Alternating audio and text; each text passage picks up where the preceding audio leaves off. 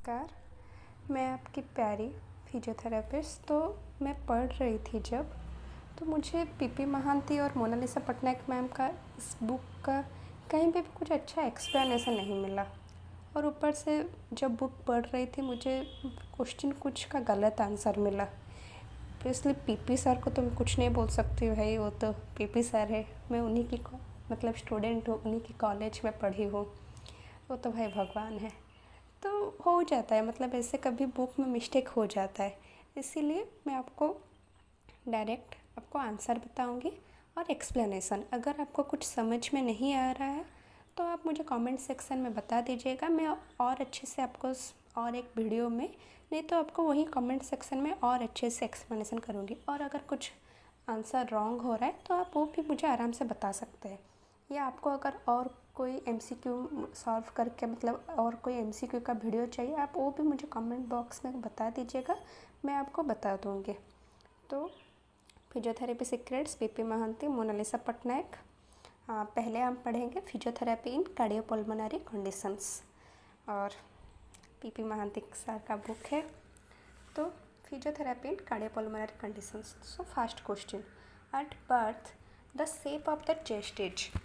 तो barrel like, circular, elliptical और triangular. Birth के टाइम चेस्ट का शेप क्या होता है? तो सर्कुलर होता है। तो बच्चे बोलेंगे कि नहीं ऐसा तो नहीं होता, लेकिन होता है, अलग अलग शेप में होता है। एडल्ट टाइम में हमारा चेस्ट का शेप एलिप्टिकल होता है, लेकिन बर्थ के टाइम में चेस्ट का शेप सर्कुलर होता है। क्यों होता है? क्योंकि at birth the chest shape is circular due to incomplete ossification of ribs and they are horizontal. मतलब हमारा जो रिब होता है उसका ऑसिफिकेशन नहीं हुआ होता है, इसीलिए वो बहुत हार्ड नहीं होता है। तो हार्ड नहीं होता है तो हम जब मूवमेंट करते हैं तो फ्लेक्सिबल होता है, और फ्लेक्सिबल की वजह से वो आराम से सर्कुलर टाइप मूवमेंट दिखाता है।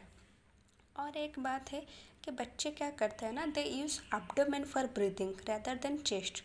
तो ज़्यादा एब्डोमेन यूज़ करेंगे तो सर्कुलर ही हो, सर्कुलर। और एक ये देखो, ये कंपैरिजन है, ये इन्फेंट का देखो सर्कुलर, और ये अडल्ट का देखो एलिप्टिकल। ठीक है, चलो next question, the angle of Louis correspond to. Angle of Louis भाई बहुत इंपॉर्टेंट क्वेश्चन है, ये 1000 जगह तुम्हें मिल जाएगा एमसीक्यू टाइम। तो angle of Louis correspond to T2 T3 spine, T4 T5 spine, T6 T7 spine. T2 T मतलब यहाँ पे है थोरैसिक लेवल। वो बता रहा है कि एंगल ऑफ लुईस कौन से लेवल में हो रहा है, T2 और T3। तो इसका आंसर